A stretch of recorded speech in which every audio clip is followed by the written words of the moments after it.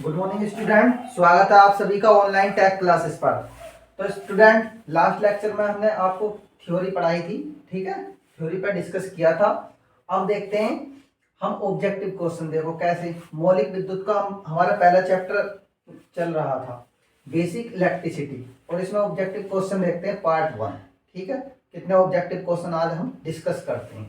पहला objective question देखें। पहला क्वेश्चन नंबर 1 क्या है, देखो परमाणु में, देखो परमाणु में निम्न 3 प्रकार के कण पाए जाते हैं। तो आपसे क्वेश्चन, आपको क्वेश्चन किस तरीके से देगा, इस तरीके से देगा, परमाणु में निम्न 3 प्रकार के कण पाए जाते हैं। और ऑब्जेक्टिव क्या देगा आपके, ऑप्शन देगा ए फोटोन, प्रोटॉन और इलेक्ट्रॉन्स, बी में क्या देगा प्रोटॉन, इलेक्ट्रॉन्स और न्यूट्रॉन्स, सी में क्या देगा मेसोन, फोटोन, इग्निट्रॉन, डी में क्या देगा उपरोक्त सभी क्या देगा या उपरोक्त में से कोई नहीं।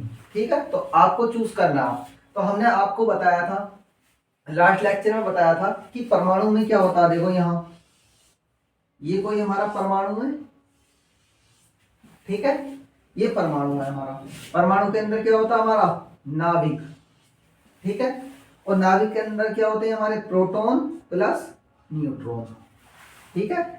और नाभिक के चारों तरफ के लगाते हैं दीर्घ वृत्ताकार कक्षा में क्या होते हैं हमारे इलेक्ट्रॉन्स, क्या करते हैं मूव करते हैं, घूमते हैं, ठीक है। और ये बहुत सारी कक्षाएं हो सकती है, ये भी कक्षा हो सकती है, ये भी कक्षा हो सकती है, बहुत सारी इस टाइप की हमारी कक्षाएं हो सकती हैं, ठीक है। तो देखो हमसे क्वेश्चन में क्या पूछा, परमाणु में निम्न 3 प्रकार के कण पाए जाते हैं। तो कौन कौन से, फोटोन, प्रोटॉन और इलेक्ट्रॉन्स, पहला ऑप्शन। दूसरा प्रोटॉन और इलेक्ट्रॉन्स और न्यूट्रॉन। देखो इसमें क्या प्रोटॉन्स और न्यूट्रॉन और इसके चारों तरफ क्या है हमारे इलेक्ट्रॉन्स हैं। तो इसका मतलब क्या क्या पाया जाता है परमाणु के अंदर, प्रोटॉन्स, इलेक्ट्रॉन्स और न्यूट्रॉन। तो ऑप्शन हमारा क्या सही हो जाएगा, ये वाला सही हो जाएगा, ठीक है, बी ऑप्शन इसका करेक्ट है। ठीक है स्टूडेंट, अब दूसरे क्वेश्चन पे चलते हैं। 1 एम्पियर, देखो क्वेश्चन क्या कहा उसने, 1 एम्पियर धारा 1 सेकंड तक प्रवाहित होने पर कहलाती है। तो आपसे पूछा है 1 एम्पियर की धारा 1 सेकंड तक प्रवाहित होने या फ्लो होने पर कहलाती है, ठीक है। यदि क्वेश्चन क्या कह रहा, यदि किसी भी चालक में, ये कोई हमारा वायर है, ठीक है, ये कोई भी एल्युमिनियम या कॉपर का हमारा वायर है, और इसमें क्या है, इसमें इसने क्या कहा 1 एम्पियर की करंट, 1 एम्पियर की करंट 1 सेकंड तक फ्लो होने में क्या कहलाती है, ठीक है। तो हम सब ऑप्शन में देखो क्या पूछा, ए है एम्पियर, इकाई, कूलाम या ओम। तो चारों में से हमें निकालना। देखो तो इसका ऑप्शन क्या हो जाएगा, देखो फॉर्मूला क्या होता है हमारा, ये देखो Q बराबर I T, I Guna T, ये हमारा फॉर्मूला होता है। Q क्या होता है हमारा, यहां पर आवेश होता है, ठीक है। I क्या होता है हमारा धारा या करंट होता, ठीक है। और T क्या होता है हमें हमारा टाइम, या कह सकते हैं हम समय। तो मेरे प्यारे विद्यार्थी ये क्या कह रहा है, देखो 1 एम्पियर धारा 1 सेकंड तक प्रवाहित होने पर क्या कहलाती है। तो यहां पर देखो Q बराबर I, क्या I की वैल्यू यहां पर कितनी है 1 एम्पियर। 1 एम्पियर का मतलब यहां पर I की वैल्यू कितनी रखेंगे हम 1, ठीक है। दूसरा 1 सेकंड, सेकंड क्या है हमारा टाइम, तो इसमें हमें टाइम कितना दिया 1 सेकंड, तो यहां पर क्या रखेंगे टी की जगह 1, तो Q बराबर हो जाएगा हमारा 1 कूलाम, ठीक है। तो हमारा Q बराबर क्या हो जाएगा 1 कूलाम। अब यहां पर देखो ऑप्शन में क्या कूलाम ये दिया है, तो हमारा 1 एम्पियर की धारा 1 सेकंड तक प्रवाहित होने पर कहलाता है, आएगा तो कितना हमारा Q बराबर 1 कूलाम आएगा। लेकिन 1 कूलाम तो दिया नहीं है, एक तो लिखता नहीं है वो, तो क्या कह दिया उसने कूलाम, इसका मतलब ये 1 कूलाम, ठीक है। तो ये ऑप्शन हो जाएगा हमारा करेक्ट, ठीक है। समझ में आया नहीं, क्योंकि Q बराबर क्या होता है I इंटू टी। I की वैल्यूज हमें कितनी दी है 1 एम्पियर, तो 1 का मान यहां पर रख दिया हमने, I का मान 1 यहां पर रख दिया, और सेकंड कितना 1 सेकंड, तो T का मान यहां पर रख दिया हमने 1, ठीक है। तो Q बराबर कितना हो जाएगा 1 इंटू 1, 1 कूलाम, तो Q बराबर 1 कूलाम आ जाएगा। तो इसका ऑप्शन करेक्ट क्या हो जाएगा हमारा कूलाम हो जाएगा, ठीक है। अब आगे चलेंगे, नेक्स्ट क्वेश्चन क्या है, देखो नेक्स्ट क्वेश्चन तीसरे नंबर का। जब विद्युत धारा पृथ्वी अर्थ की ओर प्रवाहित होती है तो वस्तु का विभव या पोटेंशियल, विभव का मतलब था पोटेंशियल, होता है। तो आपसे पूछा धनात्मक, ऋणात्मक, शून्य, अनंत। धनात्मक का मतलब होता है पॉजिटिव प्लस, और ऋणात्मक का मतलब होता है निगेटिव माइनस, और इसका मतलब शून्य और अनंत। अनंत का मतलब कोई पता ही नहीं, ठीक है, कि जहां तक देख सकते हो, ठीक है। अब देखो, जब विद्युत धारा पृथ्वी, कभी कभी देखते हैं कि कहते हैं कि पृथ्वी की तरफ, कभी कभी अर्थ वायर सुना होगा आपने, अर्थ, ठीक है। अर्थ वायर क्या होता है, वो अर्थ वायर में, अर्थ में क्या होती है, जो पोटेंशियल होता है हमारा अर्थ में, वो क्या होता है, हाई वैल्यू से लोअर वैल्यू की तरफ जाता है, हाई वैल्यू से लोअर वैल्यू की तरफ। अब अर्थ में अगर पोटेंशियल जा रहा है हमारा, तो हमारा क्या हाइगर वैल्यू क्या आएंगे, देखो कैसे,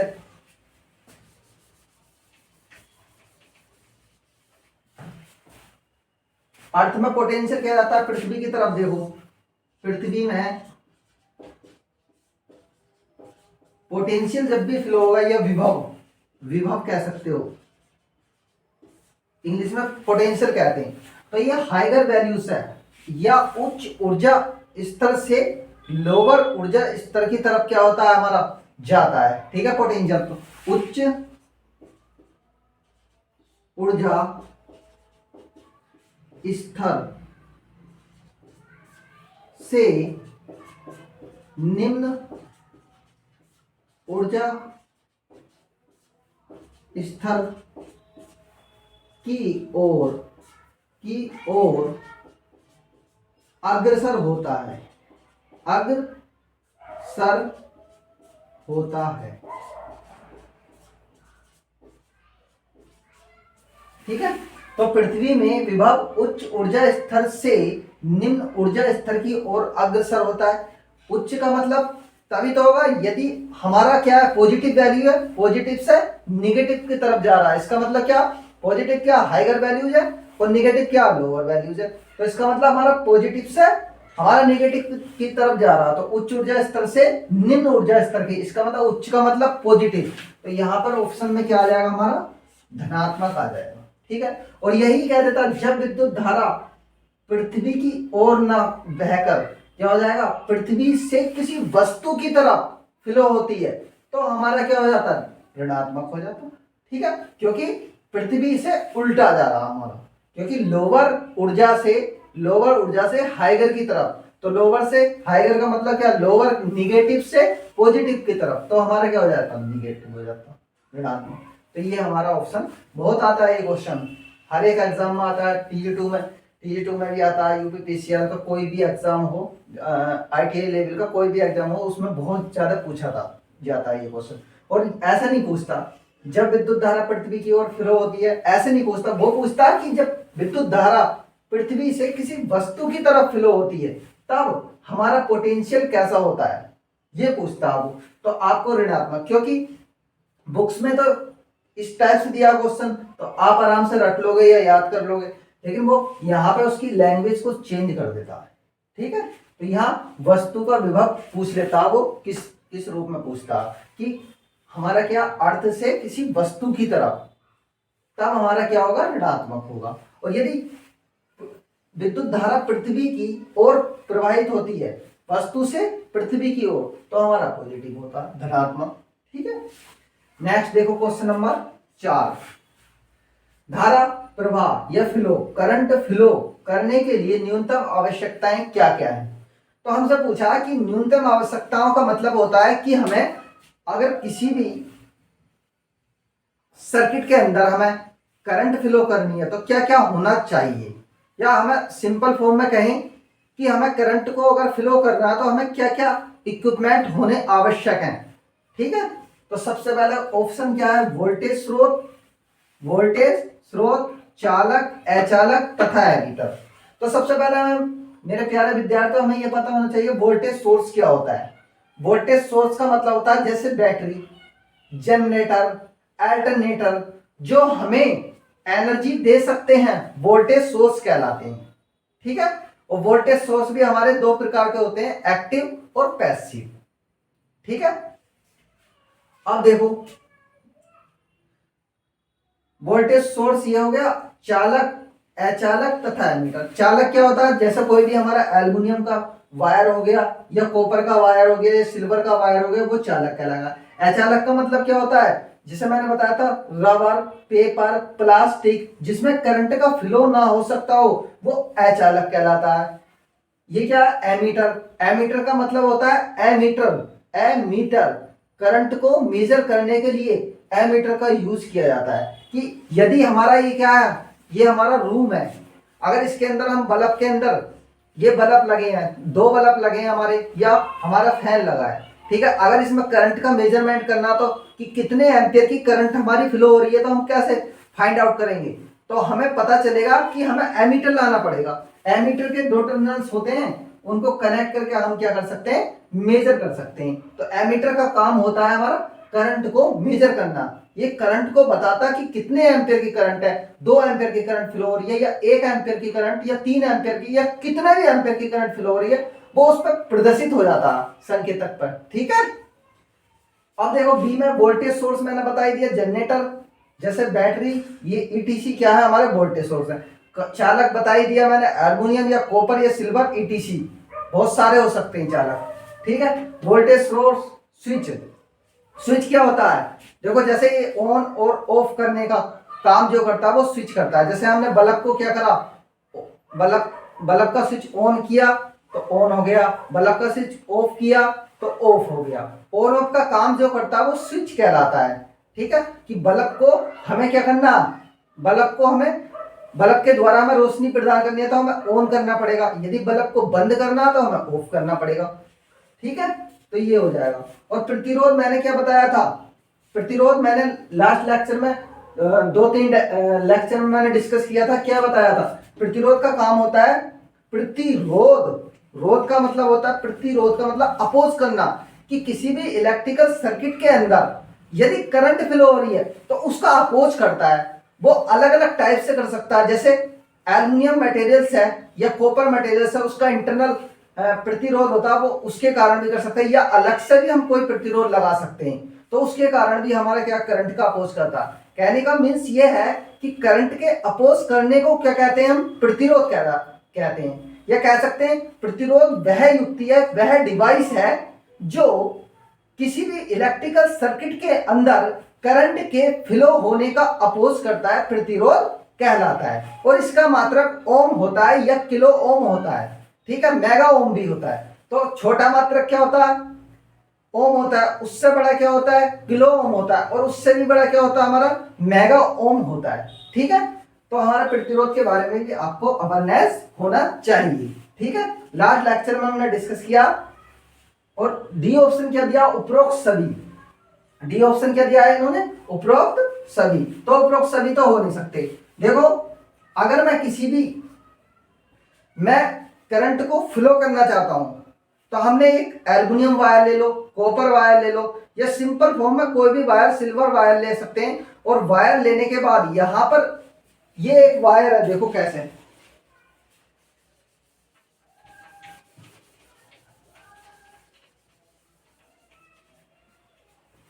देखो मैंने क्या करा, एक वायर ले लिया, ये हमारा क्या है, एक वायर है ये।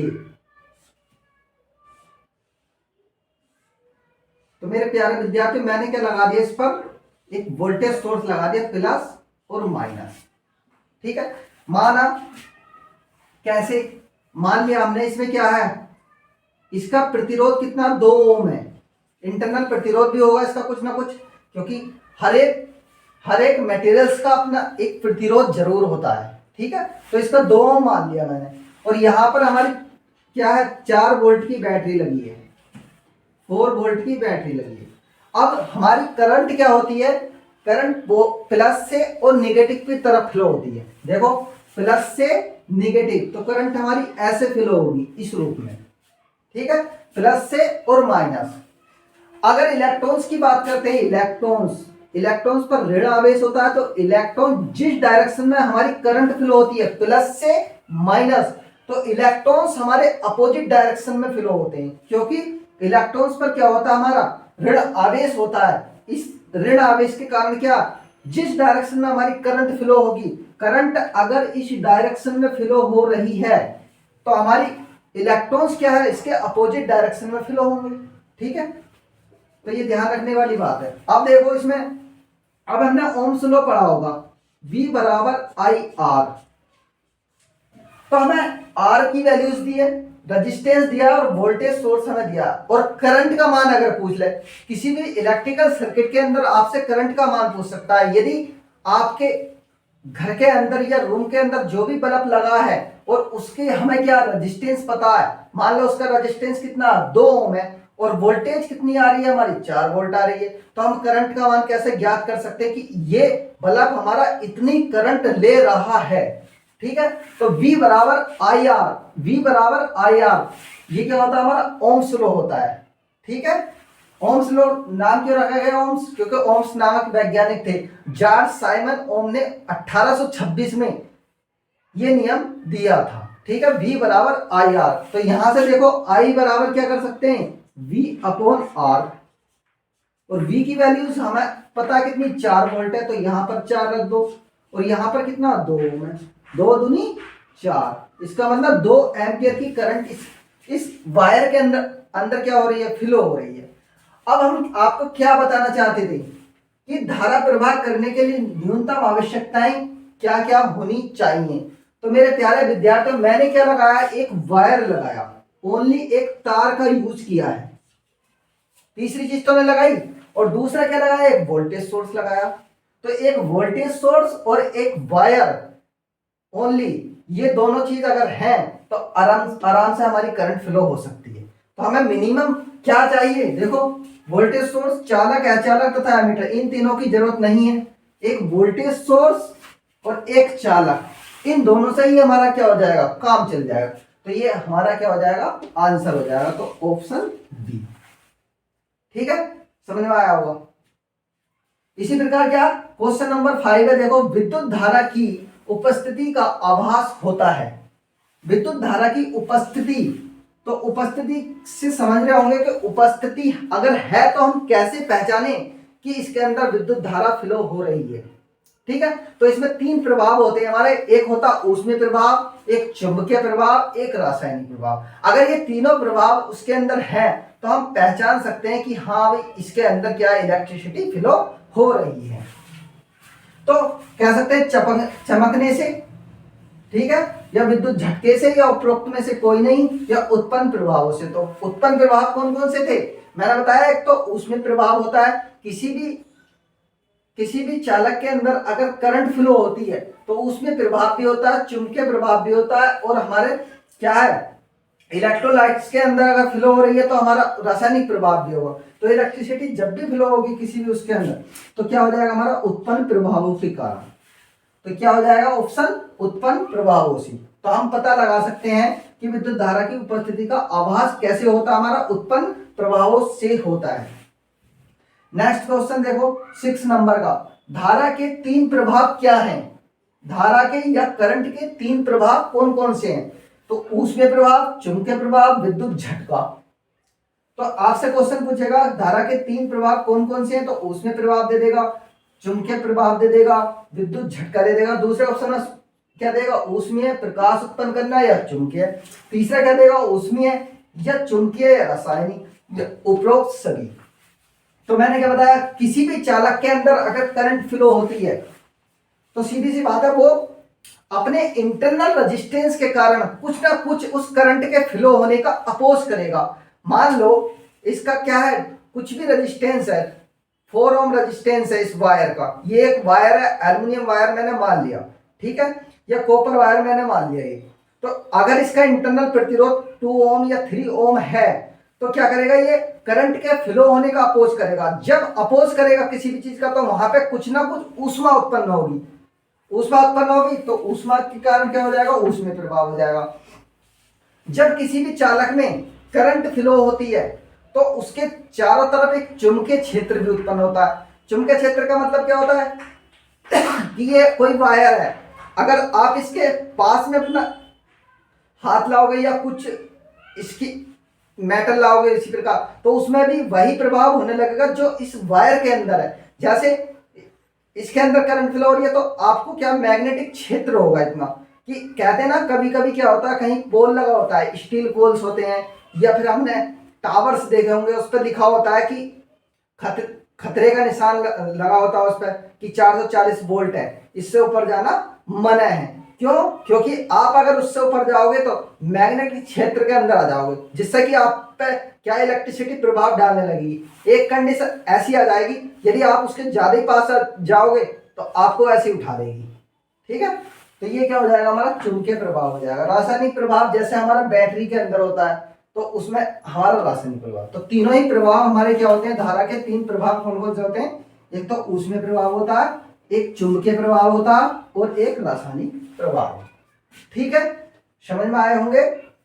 तो हमारे 6 क्वेश्चन है, 6 का मतलब मैंने ये नहीं बताया कि 6 ही क्वेश्चन होता है, मैंने हर एक का मतलब बताया कि क्या होता है। ठीक है, तो आपको समझ में आया होगा कि किसी भी हमें अगर करंट फ्लो करनी है तो एक हमें क्या चालक की जरूरत होती है, कंडक्टर वायर होना चाहिए, कोई भी एल्युमिनियम, कॉपर, सिल्वर, ईटीसी। ठीक है, एक वोल्टेज सोर्स होना चाहिए, तो आराम से करंट फ्लो हो सकती है। तो मिनिमम हमें क्या क्या चाहिए, वोल्टेज सोर्स और चालक। ठीक है,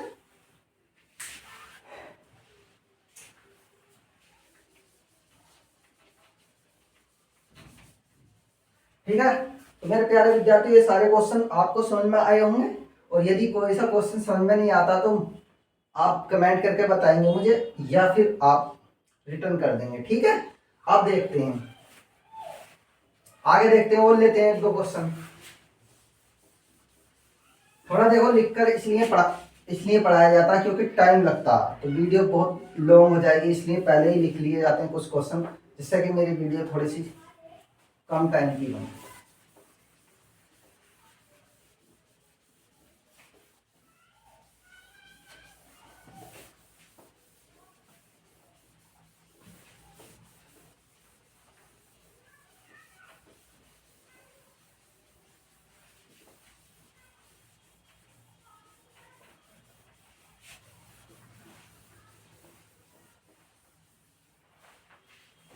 देखो एक क्वेश्चन लेते हैं कोई ना कोई।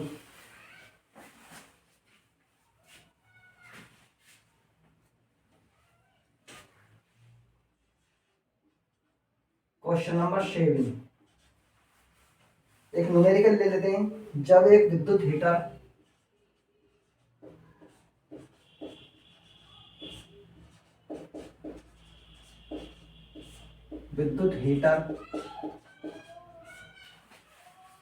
200 हीटर को 230 वोल्ट मेन सप्लाई से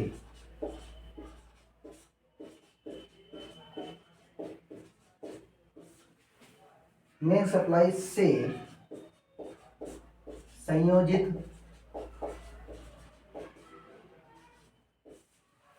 संयोजित का मतलब होता है कनेक्टेड, ठीक है, किया जाता है,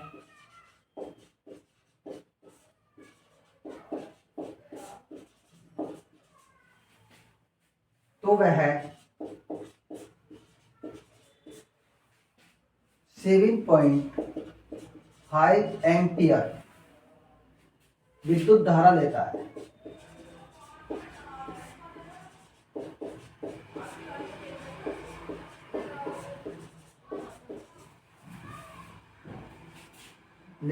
उसके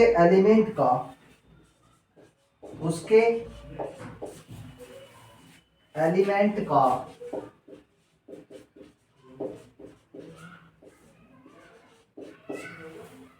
प्रतिरोध कितना होगा,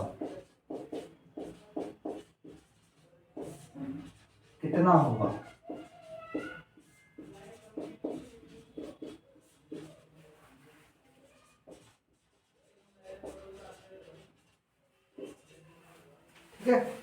देखो जब एक विद्युत हीटर तो आप जानते होंगे, जिसपे हम क्या इलेक्ट्रिसिटी के द्वारा उसको हीट करते हैं और उससे हम खाना बना सकते हैं, तो हीटर होता है, ठीक है, हीटर के बारे में जानते हैं। जैसे हमारी इमर्सन रॉड होती है पानी गर्म करने की, उसी टाइप का हमारा हीटर होता है खाना बनाने के लिए। ठीक है, एक विद्युत हीटर को 230 वोल्ट मेन सप्लाई, मेन का मतलब क्या है कि जो सप्लाई आ रही है, मान लो हमारी 230 वोल्टेज आती है, 240 वोल्टेज आती है घरों के अंदर, तो हमने 240 वोल्ट से जोड़ दिया उस हीटर को, तो इसका मतलब क्या, मेन सप्लाई से कनेक्ट किया जाता है, तो वह 7.5 एम्पीयर विद्युत धारा लेता है।